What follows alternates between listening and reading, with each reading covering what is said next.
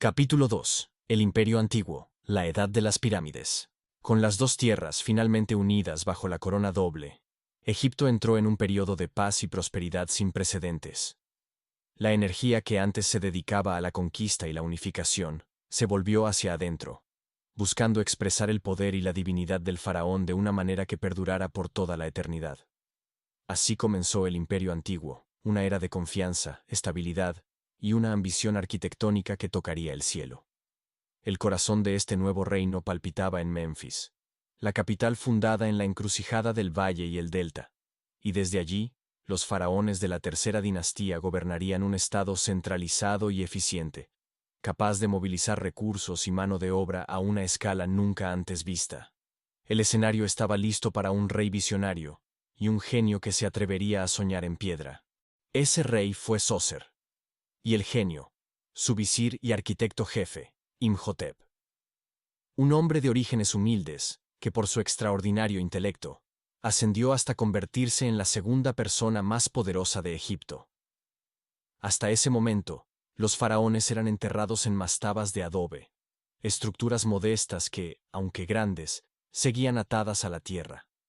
Sócer deseaba algo más, un monumento que reflejara su estatus divino y asegurara su renacimiento eterno. Imhotep, observando las mastabas rectangulares, tuvo una idea revolucionaria. En lugar de construir una sola, apilaría una sobre otra, cada una más pequeña que la anterior, creando una gigantesca escalera. Y lo más importante, no la construiría con ladrillos de barro perecederos, sino con la piedra caliza extraída de las colinas cercanas, un material eterno como el propio desierto. Así nació, en la necrópolis de Sáqqara, la primera pirámide de la historia, la pirámide escalonada.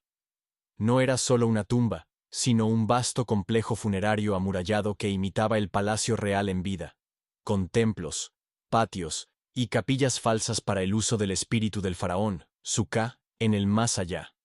La pirámide de Sócer no era una simple tumba, era una máquina de resurrección, una escalera literal para que el alma del rey ascendiera y se uniera a las estrellas imperecederas del norte.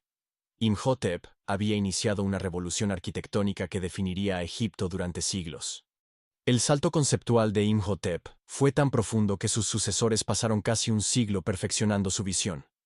La cuarta dinastía, que marcaría el cenit del poder del Imperio Antiguo, se obsesionó con transformar la escalera en una forma geométrica perfecta, la pirámide de caras lisas. El faraón Sneferu, el fundador de esta dinastía y padre del futuro constructor de la Gran Pirámide, fue el mayor experimentador de todos. Su primer intento en Meidum colapsó. En su segundo intento en Dashur, los arquitectos comenzaron con un ángulo de inclinación demasiado pronunciado, y tuvieron que cambiarlo a mitad de la construcción, dando como resultado la curiosa pirámide acodada. Lejos de rendirse, Sneferu ordenó un tercer intento. Aprendiendo de sus errores, sus constructores finalmente lograron la primera pirámide verdadera de caras lisas, la pirámide roja, llamada así, por el tono de su núcleo de piedra caliza. Sneferu, el faraón constructor, había levantado más piedra que ningún otro monarca en la historia de Egipto, y con ello, había allanado el camino para la obra maestra que estaba por llegar. Esa obra maestra fue la Gran Pirámide de Giza, el horizonte eterno del faraón Khufu, a quien los griegos llamaron Keops. Construida alrededor del 2560 a.C., es el único superviviente de las 7 maravillas del mundo antiguo, y un testimonio asombroso de la capacidad humana. Durante casi 4000 años, fue la estructura más alta de la Tierra. Su escala desafía la imaginación. Más de 2.300.000 bloques de piedra, algunos de los cuales, como las vigas de granito sobre la cámara del rey, pesan hasta 80 toneladas. Cada bloque fue cortado, transportado y ensamblado con una precisión desconcertante. Las 4 caras de la pirámide están alineadas casi perfectamente con los 4 puntos cardinales, un logro que requería un sofisticado conocimiento astronómico. Originalmente, estaba revestida de una brillante piedra caliza blanca de Tura, pulida hasta brillar bajo el sol egipcio, un espectáculo que debía ser visible desde kilómetros de distancia, una montaña de luz que reflejaba el poder del dios Sol Ra. Era el símbolo último del poder del faraón, una declaración de divinidad escrita en la propia roca del planeta. Junto a ella, sus sucesores, Cafra, Kefren y Menkaura, Micerino, construirían sus propias pirámides, completando la icónica meseta de Giza, vigilada por la enigmática Esfinge. ¿Cómo fue posible semejante hazaña? La respuesta no reside en la fuerza bruta, sino en la organización. El Imperio Antiguo era una maquinaria burocrática extraordinariamente eficiente, gestionada por un administrador principal conocido como el visir, o Chati. Hombres como Imhotep o Gemiunu, el visir de Khufu, a quien se atribuye la planificación de la Gran Pirámide, eran el cerebro del Estado. Dirigían un gobierno con múltiples departamentos, que supervisaban el tesoro, la agricultura, la justicia y, sobre todo, los grandes proyectos de construcción. Se llevaban registros meticulosos en papiros.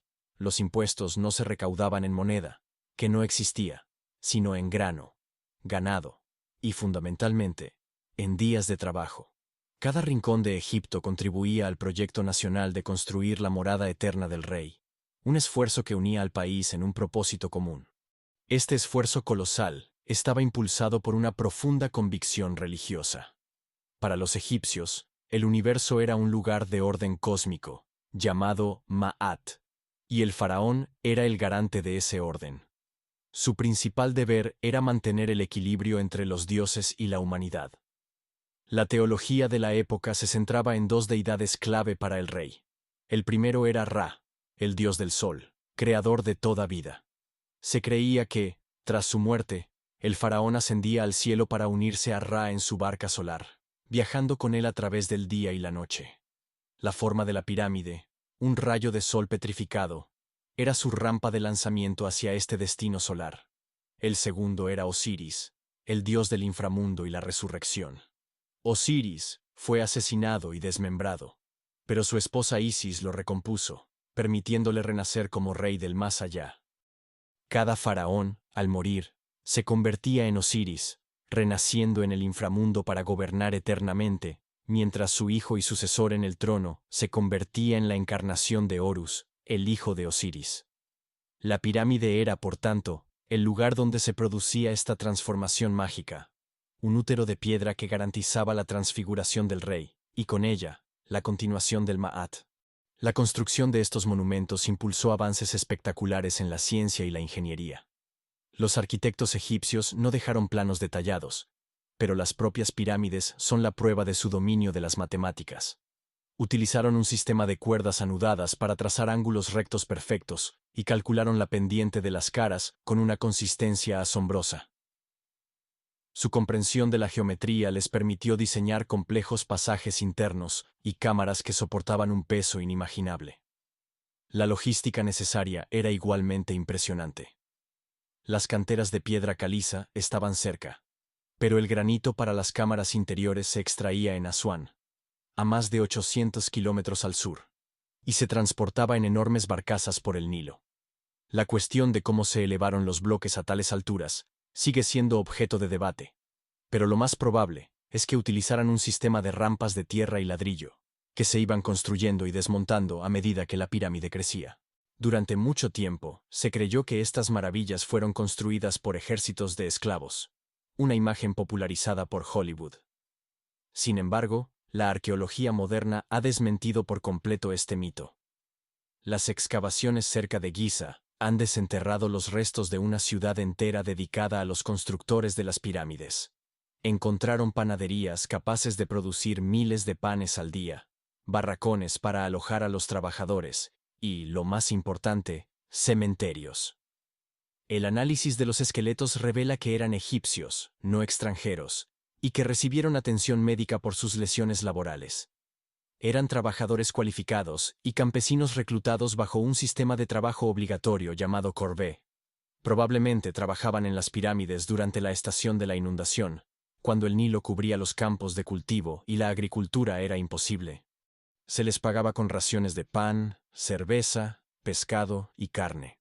Lejos de ser esclavos, construir la pirámide era un deber cívico y religioso, una forma de contribuir al mantenimiento del orden cósmico y asegurar la bendición de los dioses sobre la tierra de Egipto. La relación entre el faraón y su pueblo era la de un dios y sus fieles. El rey no era simplemente un monarca, era la encarnación terrenal del dios Horus. un mediador divino entre el cielo y la tierra. Su palabra era ley. Su presencia inspiraba un temor reverencial. Era el sumo sacerdote de todos los templos, el comandante en jefe del ejército y el dueño nominal de toda la tierra de Egipto. El bienestar del país estaba intrínsecamente ligado al suyo. Si el faraón prosperaba, Egipto prosperaba. Si su viaje al más allá era exitoso, las inundaciones del Nilo llegarían a tiempo y las cosechas serían abundantes. Por tanto, el pueblo no veía la construcción de la pirámide como una carga opresiva, sino como una inversión en la estabilidad y la supervivencia de su mundo. Era un acto de fe colectivo, solidificado en millones de toneladas de piedra. Pero esta edad de oro no podía durar para siempre. El inmenso coste económico y humano de la construcción de pirámides a la escala de la cuarta dinastía era insostenible.